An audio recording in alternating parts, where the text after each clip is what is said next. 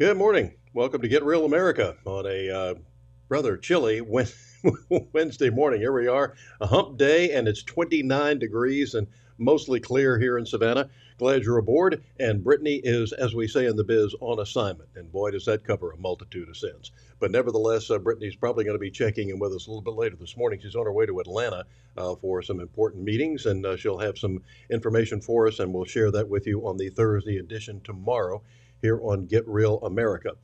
Meanwhile, good to have you aboard this morning, and we laid our First Lady Rosalind Carter, former First Lady Rosalind Carter, to rest yesterday, and ceremonies that were held, and also the ceremony, the funeral that was held in Atlanta and surrounding areas. The amazing thing is that there were still protesters outside.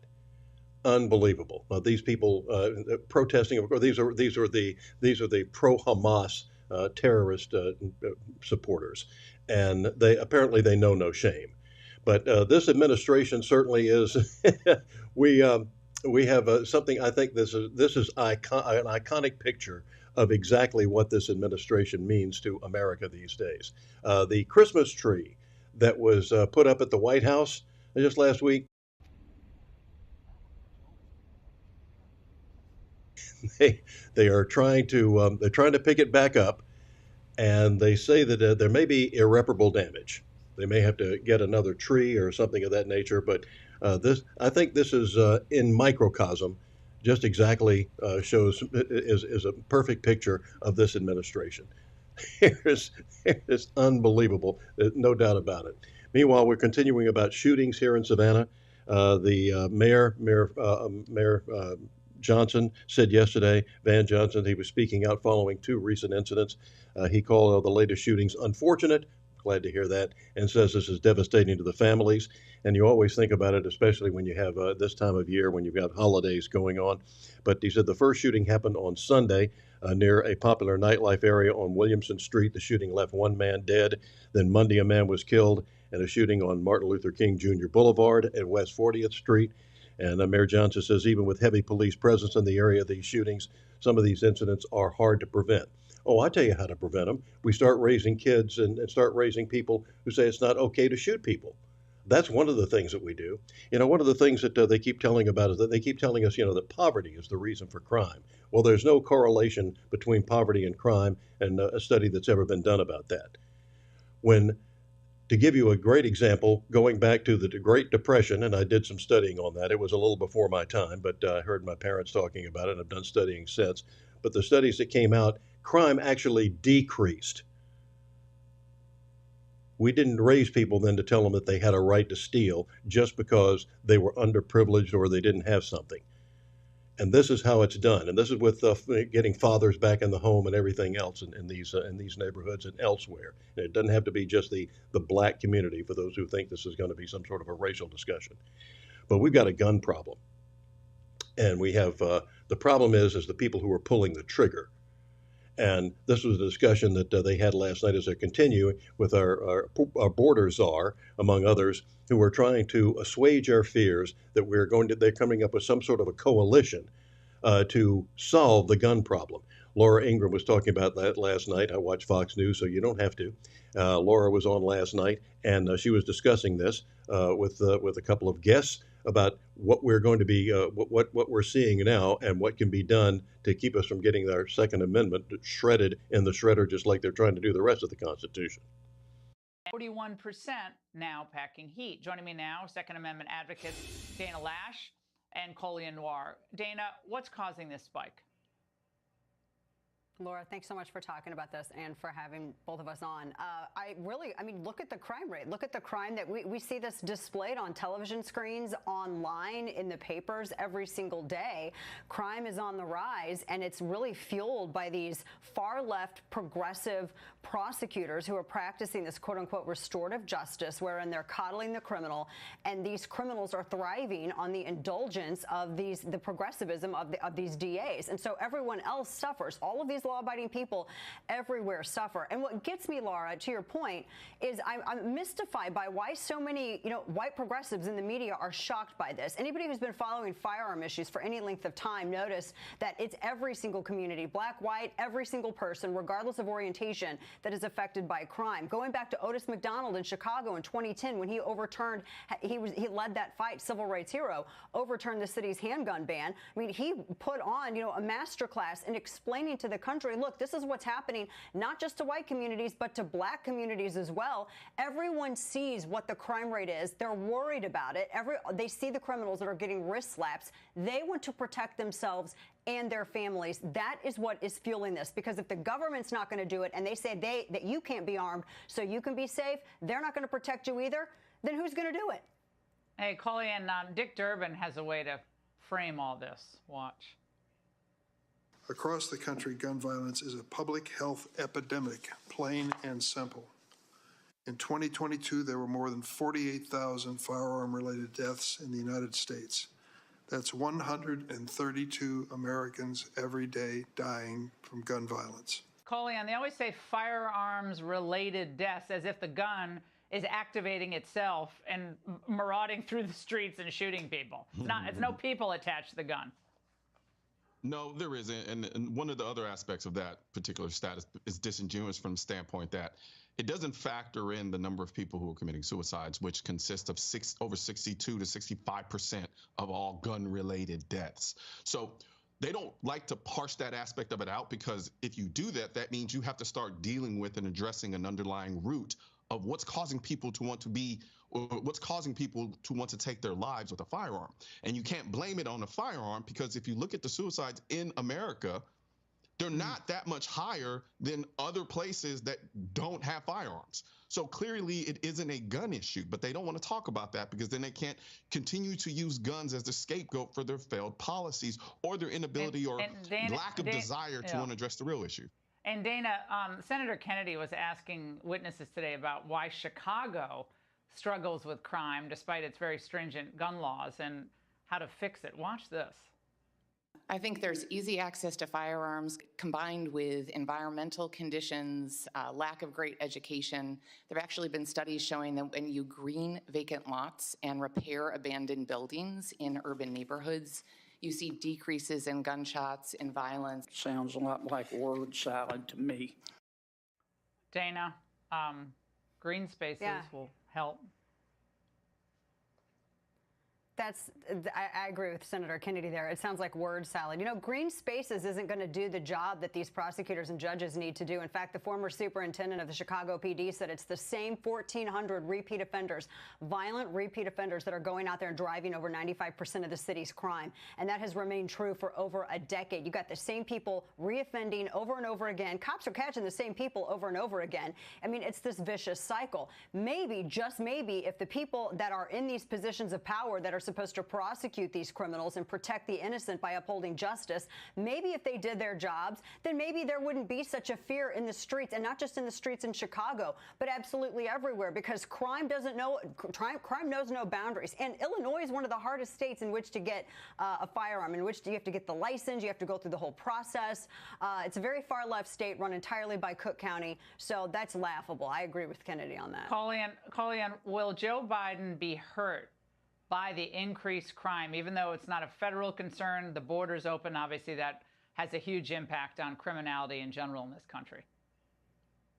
I think it kind of depends how you look at it. I think he could be hurt from the standpoint that people are saying, you know what, we can't trust these policies, so therefore we're going to take our safety into our own hands. And then there's the other aspect of it that says, well, no, we need more government because there's so much crime, if they're not paying attention to actually what's going on with respect to how people are now taking up arms to defend themselves because the government can't do it. Yeah, the government can't do it.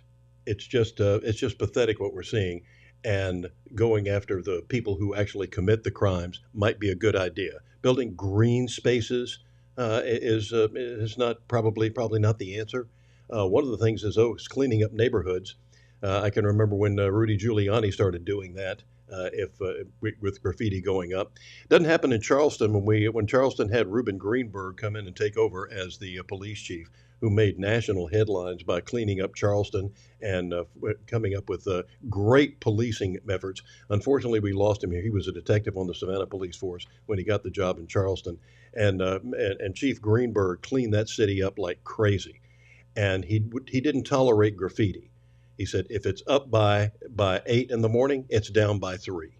He said, we got a lot more paint and a lot bigger budget than the Vandals do. And they cleaned it up. He was the one who also put cops in soft shoes, like sneakers, Adidas, and that sort of thing. He said, how can you expect a guy who is 19 years old running from a cop who's in already wearing heavy body armor and things of that nature, and running, and they're in these nice patent leather shoes. Looks nice, but it's hard for him to run in them. So he started putting and when there were drug dealers on the corners, he started putting cops on the corners with them. And suddenly the drug problem went away in Charleston. They went to North Charleston. They went somewhere else. But that's how you do it. You start cleaning it up, and you don't tolerate it. It's that simple. And we talk about these school shootings all the time. This book is 5 years old. We talk about the school shootings. The book is called Why Meadow Died, and it was written by Andrew Pollock. Coming up on Valentine's Day, this coming Valentine's Day, just a couple of months away now. Hard as that is to believe. It's been 6 years since the shooting at the school down in Florida. And I read from Why Meadow Died, and we haven't done anything to prevent this since. There have been a lot of school shootings since then, and Andrew Pollock makes it simple. He said, a week after the shooting, he said, I flew up to Washington, D.C. for a listening session with the White House. And when I took to the microphone to share my thoughts with President Trump, I spoke from the heart. He said, I'm here because my daughter has no voice. She was murdered last week. She was taken from us, shot 9 times on the 3rd floor. We as a country failed our children. Everyone has to come together as a country, not different parties, and figure out how to protect schools. It's simple. It's not difficult. 9/11 happened once, and we fixed everything. We protect our actually, we didn't, but nevertheless, we protect airports, we protect concerts, stadiums, embassies, that sort of thing. Now, he said, after listening to that listening session, he said, President Trump asked to meet with me and my family. He said, my son Hunter wore a Jewish yarmulke into the Oval Office. It represented the strength of our people, and I was so proud of him for that. And we talked with the president about what happened and what we could do to make our schools safe again. He said, I urged the president to form a national commission on school safety to study the problems and propose solutions. He nodded, pointed his finger to Hope Hicks, the White House communications director, and said, I like that. I want to do that. And he did. Said the president also told me about some similar bills in Congress that could help. A few other dads, I went to Congress and lobbied hard for those bills to become law. We got Congress to pass the Fix NICS, NICS, that's National Instant Criminal Background Check System, Act to improve the background checks for gun purchases. But he said he also went to Tallahassee to lobby in the Florida legislature to pass the Marjorie Stoneman Douglas High School Public Safety Act. He said, you think that after a tragedy like this, our politicians could come together for once, but it was hard for them. Republicans didn't like the bill because it had the strongest gun control provisions Florida had ever seen. Democrats didn't like it because Coach Aaron Feld's Guardian program. Coach Felds died the day after rushing the shooter with his bare hands. The Guardian program provides funding for schools to have highly trained armed guards because if Aaron had been armed, Meadow would be alive. He says, I also want to do something sweet to honor Meadow, so I started raising money to build a playground in memory of her and the 16 other victims. But one of the things that he continued to emphasize was that nothing's been done since, that it is just unbelievable that we continue to have to go through this, and we have to see this movie over and over again when it could be done to something to prevent this, because the shooter could have been stopped. He was arrested, or the police were called to his house no less than 42 times. I think it might have been more than 42. They saw him walking up to the school. He wasn't supposed to be on school grounds. They saw him walking up to the school carrying a violin case or whatever that he had the rifle in. Nobody did anything. They saw this guy coming. They knew that he was bad. They knew he had threatened people before. And yet nothing was done. The FBI didn't do anything. The local police didn't do anything. And of course, when he started shooting, unfortunately, we got evidence that the patrol officers, the resource officers at the school didn't do anything. They were cowering behind one of them was caught cowering behind somewhere far away from the shooter. This can't be tolerated. We have to come together and start going after. If you'll notice that the advertisements that you see on television for most of the narcotics and most of the prescription drugs are antidepressants. And one of the things that we have also talked about, we discussed this last week with Brittany, was the amount of drugs that our kids are being given in school these days, and it's having a huge effect. Even from the initial the first Columbine shoot, the Columbine shooting that started all this over 25 years ago. These guys were on drugs. These guys have been raised on these psychotropic drugs and everything else. And once you have these drugs and you've got a list of drugs in your system, it's hard for them to get into the military later. It's hard for them to get jobs later when that appears on their record. This is pathetic, and it needs to stop. And we've got, you can go to our website and you can, at thelocalspin.com, and you can take a look at the interview that we did with one of the ladies who was trying to help prevent all this and get maybe the psychiatric community, among others, and the medical community and the school community to quit giving out these drugs to these kids. It has to stop, or the shootings won't. And taking the guns away or coming up with more gun laws is not going to do the job. Coming up next, you don't want to miss this. Bubba Hope, former Savannah attorney, and was one of the top attorneys here, defense attorney, who was a guy who defended the bad guys, more or less. He's got his new book out. It's called Mob Island. And we had a chance to talk with Bubba yesterday about about this book and about all the mob connection on Wilmington Island, especially at what is now called the Savannah Inn and Country Club, and how they got involved, how he got involved, and so the first part of that series is coming up next here on Get Real America. Stay real.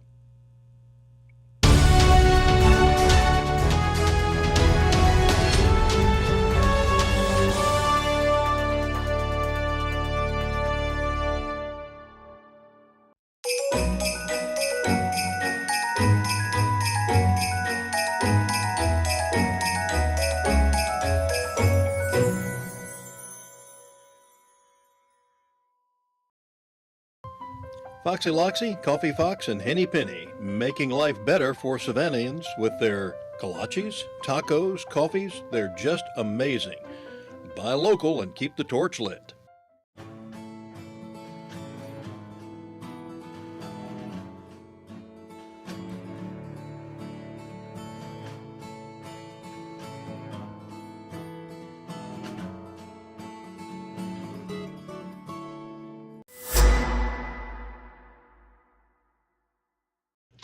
Welcome back to Get Real America. Honor and a pleasure to have Savannah attorney, retired attorney Bubba Hope with us this morning, and he has just come out with a book called Mob Island.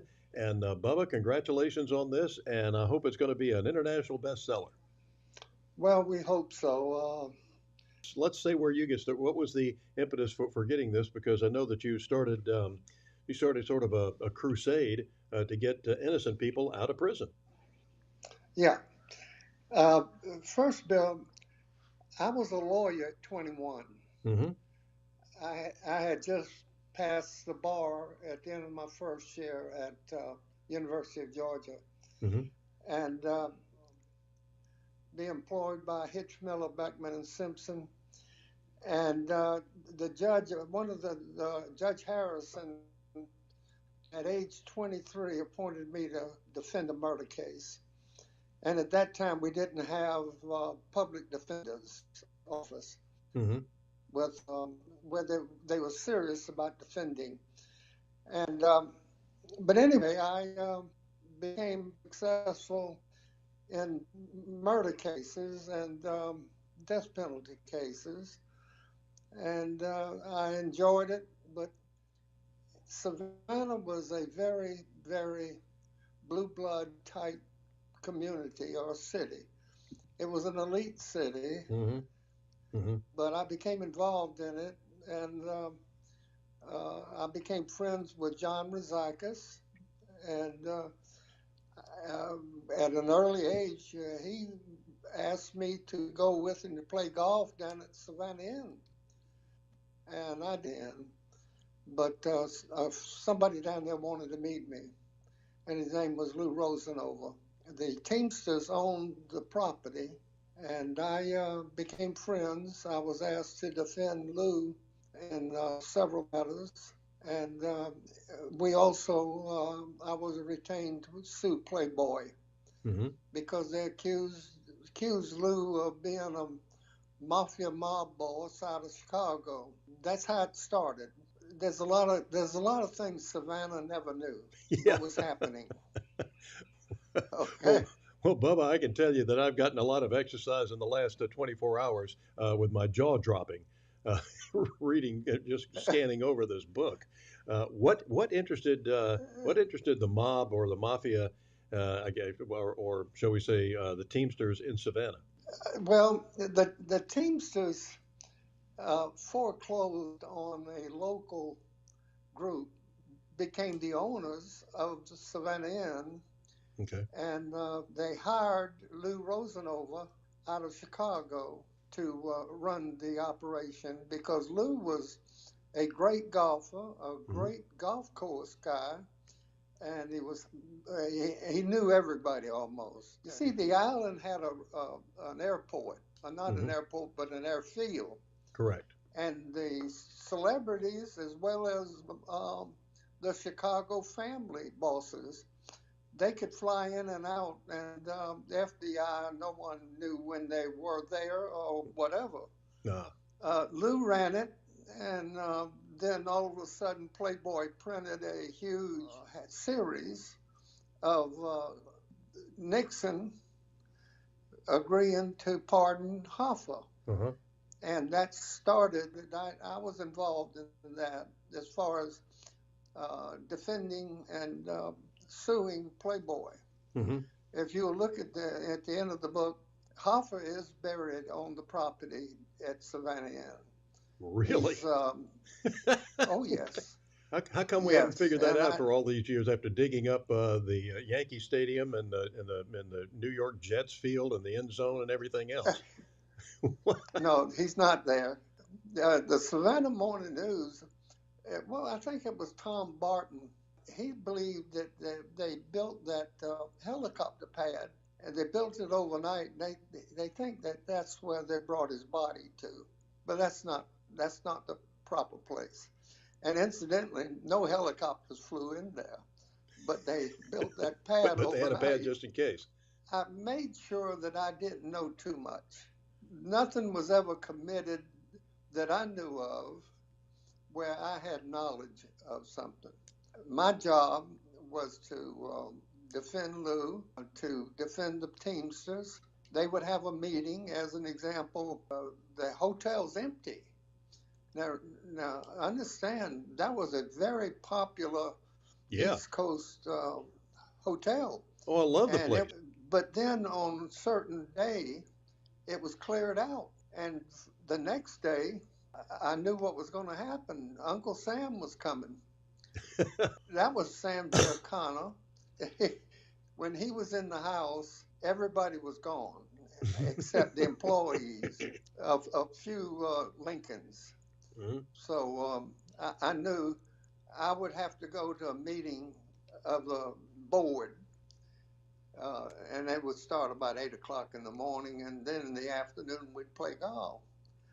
I enjoyed it. The book concerns 10, 12 years Mm-hmm. of representing them. And it went from California to Las Vegas, Washington, New York, and Savannah. None of this was ever known by Savannah. Mm-hmm. When I wrote the book, it took 40 years. And the only reason that I could publish it was that the characters are now deceased, and I was no longer under what is known as omerta, which is the code of silence. That's no longer applicable because of the different people that did not commit the crime. And one was Matthew Washington. He did not. He did not kill a policeman, and he's been in 40-something years. And I've been before the parole board many times for him. I became friends with him about 20 years ago. He's been in prison 40-something years, and I hope that it's popular enough that the governor of the parole board would go ahead and let him go home.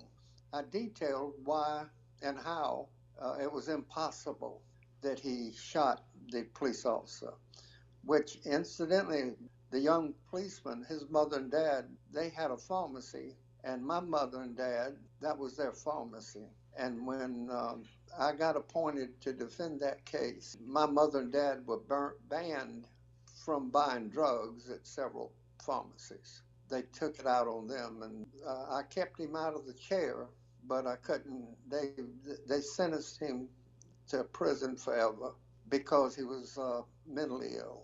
But he didn't physically kill the police officer. Not that he didn't want to. Yeah. Because right. he was mentally ill. Right. Yes. He wounded 4 police officers, and that's a 20-year sentence. Right. And he probably should have gotten that. But he did not deserve life without parole. Bubba, when I was at Ole Miss, I had the honor of and pleasure of listening to F. Lee Bailey when he was at the zenith of his career. He just defended the Boston Strangler. And one of the things that he said was his book was about to come out called The Defense Never Rests. And one of the things that he stated was, he said, everybody's entitled to a defense. They're not entitled to an acquittal. He said the Boston Strangler should never get out of jail. This man is a menace to society. But he said he is never congratulated for seeing that justice was done. He only gets the quote of getting the man off or getting a person off. He said, which carries its own implications. Everyone's entitled, I don't care who they are, to a fair trial and all the constitutional benefits. Everybody is. Yes. And listen, the judge, they forced me to represent the man that threw a baby off the bridge. That was Blake, a 22-month-old little baby. He's off the Talmadge Bridge. The Sprouse case where Hammond Johnson raped and then shot the 2 nurses, Savannah nurses. It was tough being the one that had to defend. I lost a lot of friends, but I'm sure you did. That was the penalty. And the penalty was your family, just like you'd mentioned. All of a sudden, they couldn't go into a pharmacy or anything like that and get prescription drugs. That is correct. And I don't listen. It was natural. When you look at what's happening today, things like that happened at that time during the 70s and 80s. Savannah was an example of European way of living. Of course, it's changed. I'm no longer resident there. I'm up here near Atlanta. But the book brings back what the real facts were and history of it, things that y'all didn't know. And let me just mention one thing. People are skeptical of lawyers anyway. Yeah. And just writing the book and telling these stories. So I retained Dr. Teresa Ward, PhD from Georgia State University. She had just recently retired. She's an anthropologist and is a great researcher. And she partnered with me to verify all of my facts. And she worked on it for several years. This didn't come about all of a sudden. I think Teresa worked on it at least 4 years. And she verified every one of them. And in the beginning of the book, she says, these things are impossible to happen, but they did. And she's my credibility, and I appreciate her greatly.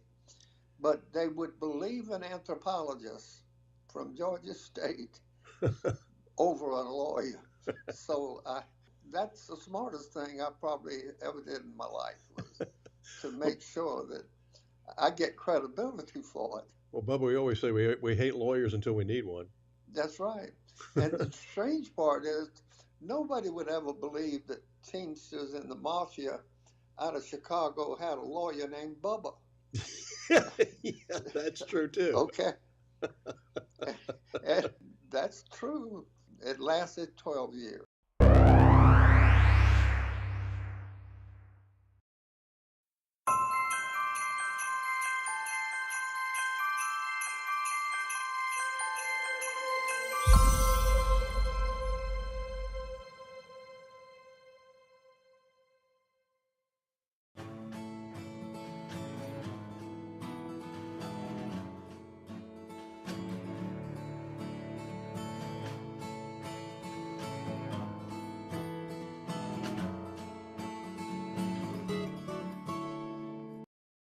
Serving the Savannah area with the power of the Shield since 1934, with personal insurance, employee benefits, and business insurance, with integrity, security, and trust. For more information, go to thepoweroftheshield.com. Foxy Loxy, Coffee Fox, and Henny Penny, making life better for Savannahans with their kolaches, tacos, coffees. They're just amazing. Buy local and keep the torch lit.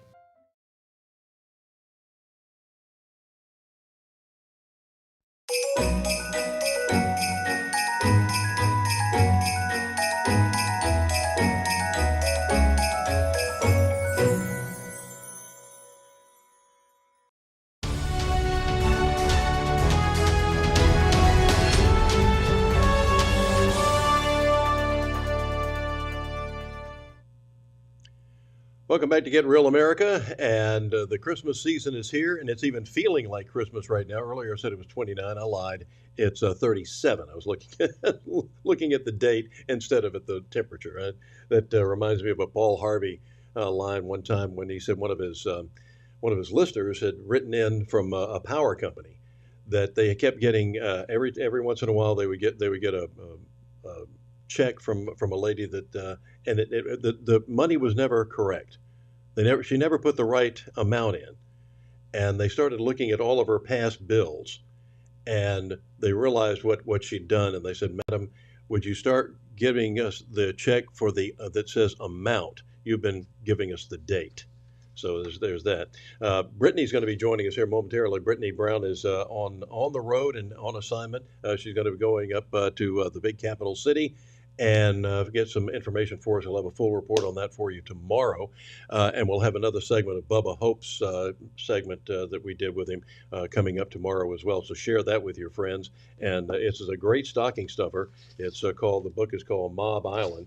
And you do not want to miss it. By the way, it's breaking news this morning before we get Brittany's calling in to talk to us about her trip. But a U.S. military V-22 Osprey aircraft has crashed in Japan, killing at least one of the 6 people aboard. The Japanese Coast Guard said the crash site is off the Yakushima Island, and patrol boats and aircraft have been deployed to the location for search and rescue efforts. And at least they said one person was killed in the crash, according to the Coast Guard officials. The gray-colored debris belonging to the Osprey was located on the Japanese Coast Guard, about half a mile away from where it first went down. So our prayers go with all of those who were involved there as well. First time we've heard about a crash of an Osprey in several years. Meanwhile, Brittany is on the road. Brittany kicking in with us this morning telephonically, and drive carefully, Brittany. But what's up? How you doing? Okay, well, good. Oh, yeah. I hope you're not driving. I am not driving. Okay, Candace good. Taylor is driving. So, yes. I'm Well, definitely glad that she's driving so I could call in. All right. Well, what's the trip all about? Well, today is the first day of the special session called by Governor Kemp. We're going up there. This is in regards to the districting maps. I do think that the maps have probably already been redrawn, and they probably have given up a couple seats if I know our representatives. So that's something exciting for all of us to look forward to. Yeah, really. Caving once again, eh? yeah, that's what they do best, is giving in. So that's why everyone loves the Republican Party, right? Our Mm-hmm. representatives represent us well by giving up everything we stand for. So Towers of tapioca.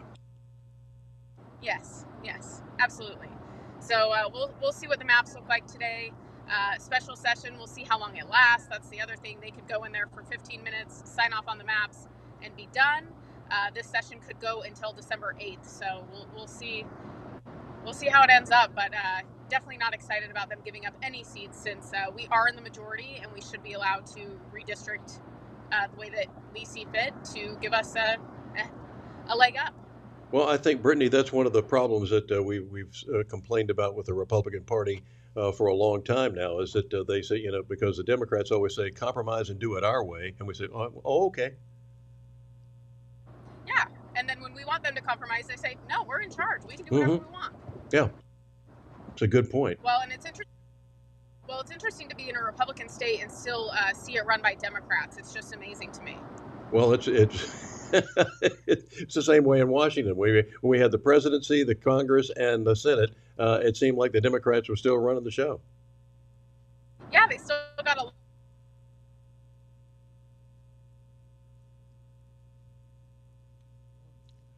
Yeah, something like that. Yeah. Don't we love modern technology, especially when it works? Um, all righty. That's the story. Brittany is on the way to the big capital city, under the gold dome, shall we say, in a special session called by Governor Brian Kemp. We should also call a session on electric cars, because he's been a big advocate of that. We're building a big plant here to build electric cars, and the public doesn't want them. That's something that I think that we probably need to get fixed immediately, if not sooner. And Dean, let's go to cut five. One of the things that we're worried about at this point, not only is the government doing very little. We talked about the school shootings and about all the crime that's going on these days, but also there is we seem to be doing very little about what's going on with Chinese communist Chinese labs that are in California. I think Brittany's trying to call back and check back in with us, and we'll get to that in just a moment. But we found these labs where they've been making all sorts of where they've got labeled different things. They've got Ebola labeled, and some of the other diseases that we thought we at least had under control, and maybe not. But the hidden Chinese communist bio labs found in California are hiding pathogens. Sean Duffy from Fox News this past weekend talked to a congressman in charge of the investigation, and got this reaction from him as to what we're doing about all this. But I want to talk to you about the secret biolab run by Chinese with ties to the CCP in Wheatley, California. How many of these secret biolabs exist around the country? The honest answer is we don't know. And what worries me in doing this investigation, my committee conducted the investigation. We have a bipartisan report that explains the whole thing that Americans can read, is that if the FBI director or the president turned to the FBI director and said, hey, we need to figure out how many of these we have in the United States, they wouldn't even know where to begin. Here we had a Chinese citizen who came to America illegally. He was fleeing a $330 million judgment for intellectual property theft on behalf of the Chinese government. He set up this lab, and he was buying dangerous pathogens, including Ebola, including tuberculosis, including HIV, online. So we have no tripwires in place, no safeguards in place in order to prevent potentially a hostile actor from buying dangerous pathogens in order to damage America. And then when the local officials found this, and it was all because a local and business building inspector saw a pipe sticking out of what was supposed to be an abandoned building, they called the FBI. The FBI said, well, we can't investigate because there's no ties to WMD, which is absurd. They called the CDC. The CDC hung up on them initially, and it wasn't until the local congressman got on the case that the CDC was forced to send a team to investigate, and that wasn't until many, many months later. So this has revealed a huge soft underbelly in our domestic national security. It's incredibly troubling. We need to do more to prevent this from happening. We've all seen what can happen to our society when we don't have vigilance against potential pathogens and a pandemic in the last few years. And we know beyond anything else, the one thing that the pandemic should have taught us is that you cannot trust the Chinese Communist Party when it comes to this issue. And what's the most outrageous part of the story is not just that you have a Chinese biolab in America, which, by the way, why would there be a Chinese biolab here? They can have as many biolabs as they want in China, but it's actually in this country. The fact that the CDC, Congressman, wouldn't go, of course, we're going to immediately, be on site the very next day to investigate how China could set up this lab, have these kind of bioweapons in the lab. Instead, they hang up the phone and the FBI refuses to investigate as well. It begs the question, did the CDC or the FBI actually know this lab existed? Is that why they didn't come in and investigate?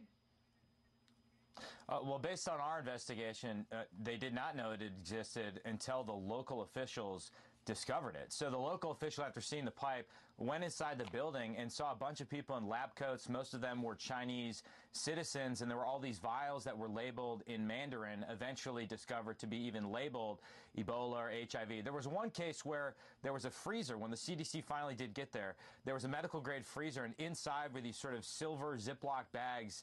And because the bags themselves were not labeled Ebola, though the freezer was labeled Ebola, they refused to even test the sample. So even when they got on site, they refused to actually do their job. Again, it's incredibly troubling. And the guy who owned the facility claimed that he had a medical testing kit business, but it was fraudulent. He had fake pregnancy tests, fake COVID tests, and there's really no business reason for him to be buying pathogens online. And he was getting unexplained wire transfers from China. Over $2 million of unexplained wire transfers from China. Again, incredibly troubling. We have to do a better job of defending our homeland from a potential attack involving dangerous pathogens. No doubt. I want to move on to this, Congressman, because the Pentagon has expressed concern about how China has expanded its ground satellites in South America to communicate with their satellites in space, giving them eyes almost up to the United States.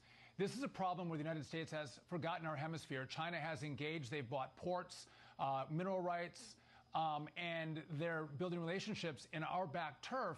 How concerned are you about the expansion of their presence in our hemisphere?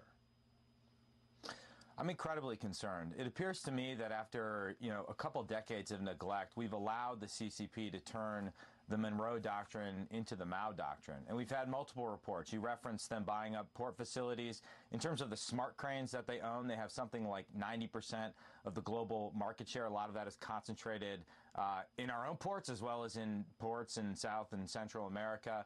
We had the report last year of a massive potential spy base to be located in Cuba, and then reports like the one you just referenced. And of course, this phenomenon of sort of pink or leftist red governments popping up all over our southern hemisphere.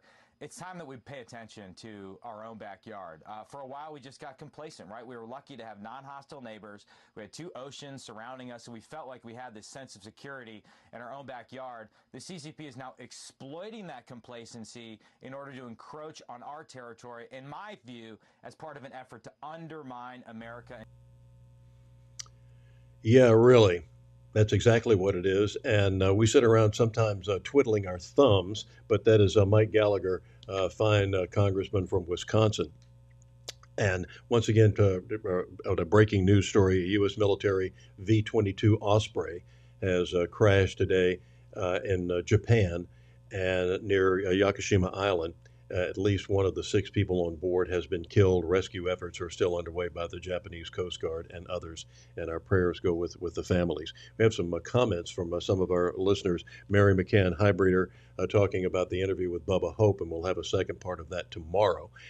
She says, excellent interview, Bill. I've heard about Mob Island rumors. Well, they're not rumors. They're actually real, and I can promise you this is a great stocking stuffer that you can get for Christmas. I'd like this to be a bestseller. Don't exactly look for a Bubba to be maybe on the Today Show or Good Morning America or be on with Morning Joke or anybody of that nature.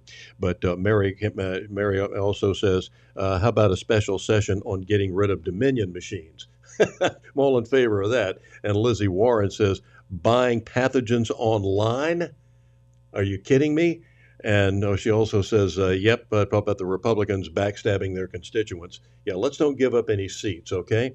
But we'll have a full report as Brittany is on the way to Atlanta to try to get some information for us and to talk to some of our, especially our local representatives on what's going on.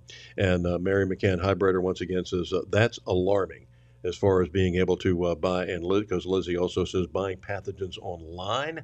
Are you just kidding me? And how alarming is that? And what gets me is that we sit around and we do nothing.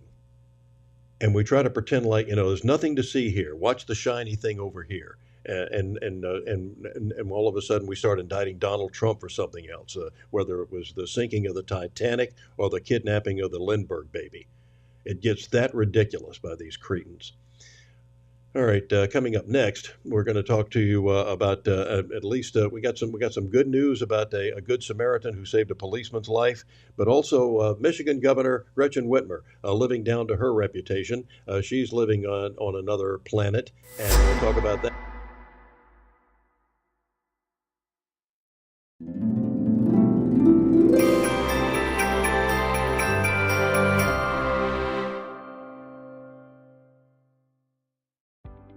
When you're looking to buy a business or sell a business, the experts at Best Business Brokers have you covered.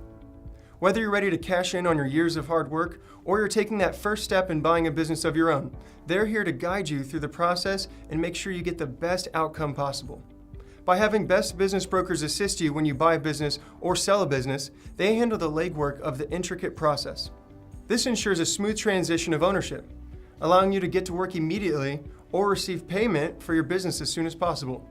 With base operations in Savannah and Charleston, they service all of Georgia and South Carolina. If you're considering starting a business here, the mild winters and 5-tiered economic areas make these the perfect places to do so. If you're ready to buy a business or sell a business, then you're ready to contact Best Business Brokers.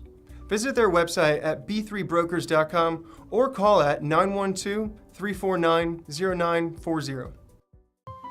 Foxy Loxy, Coffee Fox, and Henny Penny, making life better for Savannahans with their kolaches, tacos, coffees. They're just amazing. Buy local and keep the torch lit.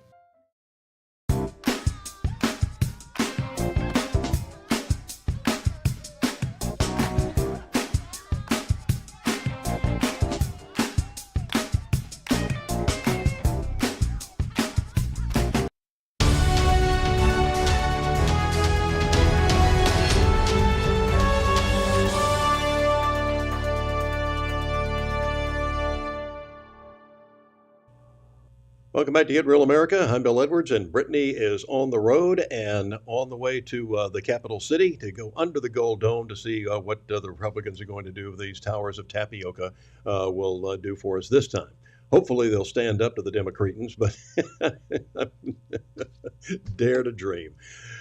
Meanwhile, they say politics makes strange bedfellows. How about Black Lives Matter coming out for Donald Trump?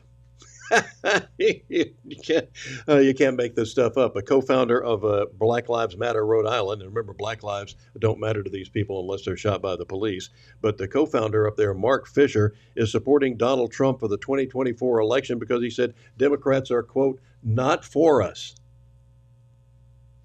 Black Lives Matter Rhode Island, Mark Fisher. Mark, thanks so much for joining the program. This is my favorite story of the day because it identifies with what I've seen in the barbershop. All the brothers, for some reason right now, are turning tides right now. And I just wonder, what is the big reason? I think personally, it's the duplicity of the Democrats, the hypocrisy. We're not stupid. The brothers are not stupid. We understand when someone's for us and when someone is not. And it's obvious that the Democratic Party is not for us. Yeah, I can't. Their policies actually strike at the heart of the black family and the nuclear family. Yeah, so, you were a part of Black Lives Matter. You founded it there. And now you're saying, you're not saying the entire Republican Party, you're saying Donald Trump. So what is it about Donald Trump? Is it the economics? You noted the black family. What is it going to take for him to shore up this support amongst black voters? Well, I just think that it's going to take information. A lot of people are misinformed. They don't really understand because they don't educate themselves on Donald Trump as a person and his history. But if they do that, and it's going to take, leaders, educated leaders, getting the word out there, I think that it'll happen on its own, and it'll be organic because personally, I love the man. I mean, how could you not like if a real man? How could you not relate to someone like that? Yeah, he watches every morning, so I'm sure he's cheering as you're saying this. We looked at some of the polls for Trump over Biden in the battleground states. In 2020, it was 8%. Now in 2023, he has 22%. And that's just not black men. So the election is right around the corner. If you had the opportunity to talk to the former president, I'm sure he's watching right now, what would you tell him? Call me on my cell phone, man. I'll stop for Trump. Mark, I'm fascinated by you. Why did you end up leaving Black Lives Matter? Or are you still affiliated with it? No, I'm still affiliated with it all day. Because the thing about it is my message that I preach and that I tout is unity. It's a message of unity. It's unity driven.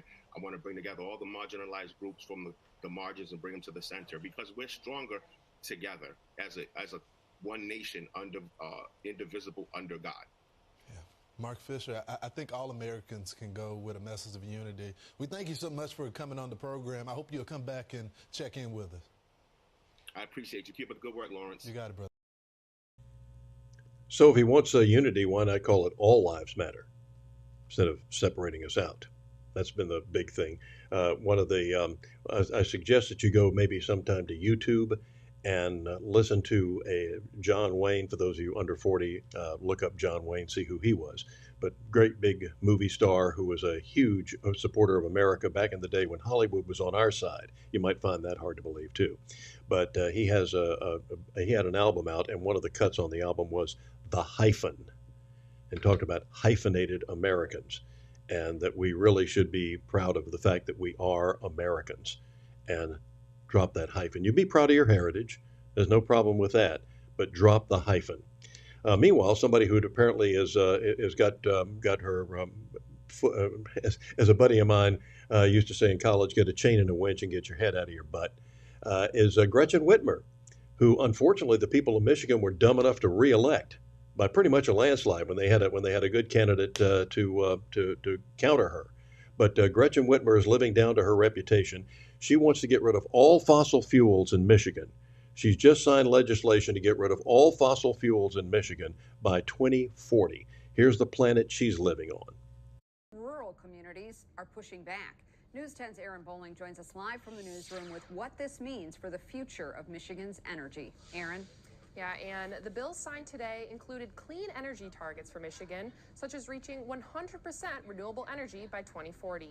The bills detail how Michigan will reach that goal by transitioning existing utility workers, implementing utility cost savings programs, and giving a statewide commission the authority to approve local clean energy projects. A 7-bill package, making Michigan the 5th state in the nation to pledge clean energy by 2040. This package of legislation will lower costs for families, will create amazing good-paying jobs in Michigan, and will put us in the driver's seat in terms of leadership in responding to the climate crisis in America. Putting Michigan on the path to get rid of coal plants and create utility-scale wind and solar farms. They're big developments aimed for rural areas that have been largely halted by local residents. Green energy projects can now move forward, as power was given to the private property owners and the state. Fortunately, with the development and passing of Senate Bills 277 and 502, small farmers like myself will now have the option to keep their family heritage and not have to resort to selling their land. Those opposing the bills say it's government overreach. The Michigan Township Association says these decisions should be up to the whole community. That is a community where they live, they reside, may work, and these facilities, when they come in, are probably going to be there anywhere from minimum of 25 years to 50 years. As frustrations over the developments continue, today's bill signing was nothing short of a celebration. Those in attendance promoted unionized clean energy jobs, environmental benefits, and enhanced reliability and affordability for utilities. Bringing billions of federal tax dollars home and private investment into our communities. Together, we are protecting our air, our water, and our land while focusing on taking climate change head on. Good old climate change that started the day after God invented the place. Okay? This is a level of stupidity I don't understand. And Mary McCann Hybrader says, I bet they use Dominion machines in Michigan. I wouldn't be a bit surprised. But you saw, also, of course, some of the wonderful windmills up there. There's no such thing as sustainable energy, okay? Except maybe natural gas. We have enough natural gas here in America to run the place for the next 500 years. I heard a report one time a few years ago on just exactly how much natural gas is buried under our property here. And it's somewhere, I can't even get my head around the figure. It was somewhere in the region of 300,000 metric tons or something, whatever, 300 trillion metric tons, whatever it is, that we've got enough. And it's very clean, it's very cheap, it's a lot better than windmills, which are very expensive. Environmentally friendly, they are not. You have to dig a 40-foot hole to put one in, 30 tons of concrete to keep it there, and you have these blades. And by the way, the blades are made out of petroleum products, and the blades have to be replaced about every 5 years. There's also a small diesel engine in this thing to get them started. That's sustainable. And solar panels, almost 100% petroleum products. So this is a level of stupidity I cannot understand. And what are we going to run the farms on? This woman says that she's going to be able to keep her family farm. No, she's not.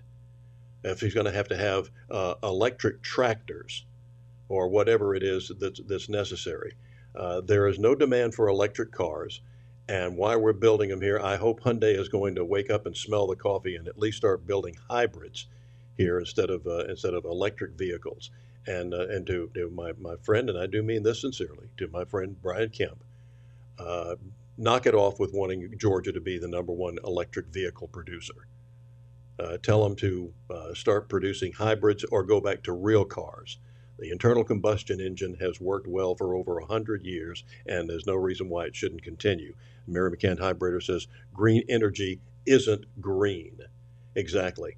What are the objections? We can go down the list of how electric vehicles are causing more environmental damage. And by the way, they are going to be putting GPSs on these things, so they'll know where you are at all times. Because you see, if you're not driving into a gas station and buying gas, which gives us, and there's a gas tax. Remember, there's a state gas tax on there that the governor has suspended, at least temporarily. It'll be back shortly. But there's no way for her to get a gas tax if you have an electric car. So they're going to be tracking your mileage via GPS, and you're going to be paying per mile. Then is your electricity free? Do you get a bill from for if you our South Carolina friends from SCE&G, South Carolina Electric and Gas, for you here? Do you get a bill from Georgia Power, or those of you who are at Canucci Power outside of Chatham County? Don't you get an electric bill? Well, if you have to start plugging in your car at the house, how much do you suppose your electric bill is going to be going up? And where are you going to? And when we start putting these electric charging stations, how long is it going to take you to charge the car? And are they going to? It's not free, unless you stop in at Whole Foods. You can get your car charged there at Whole Foods. I keep asking where the free gas pump is so I can fill up my car, but I always get this glare from them at the time. But so be it. This is madness. The electric vehicles are also heavier, which means they'll do more road damage. They are also, and in fact, mechanics have said that they're having to put in have to upgrade their hydraulic lifts to get the car up so they can do any mechanical work on it, because the cars are heavier. and the regular hydraulic lifts can't handle the capacity. So there are so many things. If you think utopia is just around the corner, it's not. It's dystopia. But we're going to wrap it up today with maybe some good news. And I think we'd mentioned this story before, but it's worth ending on, about finally somebody getting involved to help a policeman out rather than just shoot video and then try to put it up on YouTube or something. But there is a good Samaritan out in Texas that saved a policeman's life during a free. HPD officer shot in the leg during a gun battle on the Southwest Freeway is recovering this morning. The suspect, accused of carjacking, is dead after opening fire after crashing into several vehicles on the Southwest Freeway. And during the shooting, a man risked his own life, as you see there, to help pull that officer to safety, and only on 13. We're hearing from that man. Just incredible seeing that video. And so we're seeing all of it happening up close, a view of what it was like. And so take a look here at the body camera that was being worn by that Good Samaritan as bullets were literally flying past him.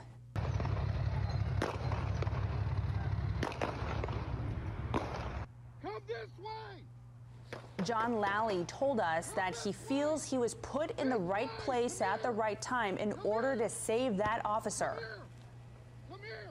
I just kind of ran over there and I grabbed that guy with the other police officer, and me and him together, we grabbed him by his vest and we dragged him behind the truck, and I kind of tucked him underneath the truck so he wouldn't get shot again. Wow, incredible. Lally stayed with the wounded officer, trying his best to provide some sort of comfort as they waited for paramedics to arrive. It's just your leg. It's just your leg, you hear me? Just squeeze my hand as tight as you have to, you know what I'm saying? Don't worry, I'm here with you. Wow. You hear me? Officials reported that the officer suffered one gunshot wound to the leg and is currently receiving treatment. Lally told us one of the officer's family members reached out to thank him. I can see why. But when he said it's just your leg, sometimes we lost a police officer here years ago, one of our finest, because he got shot in the leg, but the bullet hit his artery and he bled out before paramedics could get to him. My friend, but again, our prayers go with the family. Mary McCann, hybrider, wearing it up, says, where do you think electricity comes from? Fossil fuels. I don't know, Mary. Wind, sunshine, unicorn urine. I mean, whatever it is. So, wrapping it up today, thank you for watching. Brittany will be back tomorrow. We'll also have an update for you. We'll have a second interview with a second of our segment, an interview with Bubba Hope on his new book, Mob Island. Highly recommend it to you. It is a fast read. It is a great read, and it's a fascinating one as well. True stories, and good on Bubba for doing this. Good stocking stuffer for Christmas. Hope it becomes an international bestseller. Also, we'll be talking with Travis Chance about finances. We'll check in with Jay Ratliff on what's going on in the air and on the ground. iHeartRadio an expert analyst on air travel. And we want you to help as well. You could give us a Christmas present by helping us stay on. And all you have to do is to go to our website, thelocalspin.com. You can make any kind of a contribution. If possible, you can make a donation. You can become a member and help us out. Talk to your friends, those of you who have businesses. Say, why don't you advertise with us? Our rates are a heck of a lot cheaper than the tens of thousands of dollars it would cost you to advertise on corporate-owned media that won't cover the big stories. They'll just cover the stories they want to, and then they'll tell you about it the way they want as well. We try to give it to you straight. Thanks for listening and watching. God bless. See you tomorrow.